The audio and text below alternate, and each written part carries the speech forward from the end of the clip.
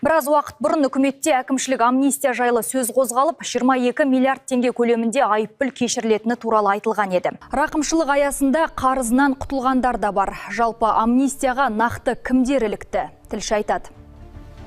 Енді адамдар сізге ақша түсті деген SMS құттықтаймын, сіз рақымшылық тізіміне ендіңіз деген хабарламаны жиі күтеді. Себебі биыл жаңа конституцияның қабылдануына орай 500 мыңдық қазақстандық рақымшылыққа бөлінді. Егер сіз де осы тізімде болсаңыз, сізге де дәл осындай хабарлама келеді.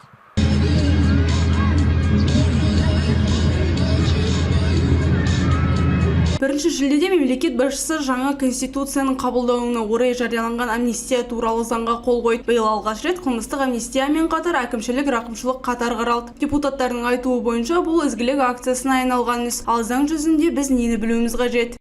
Рақымшылықты қолдану туралы түпкілікті шешімді сот әрбір адамға қатысты жеке қабылдайды.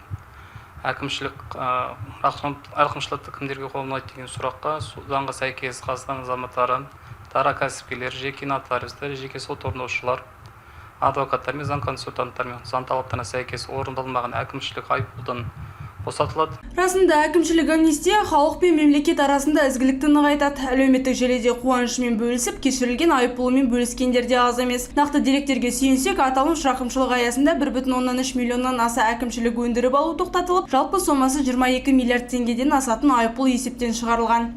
Мерия Әбдірәзіл, Әдіс Қыстаубек, Қордай 24 Ньюс.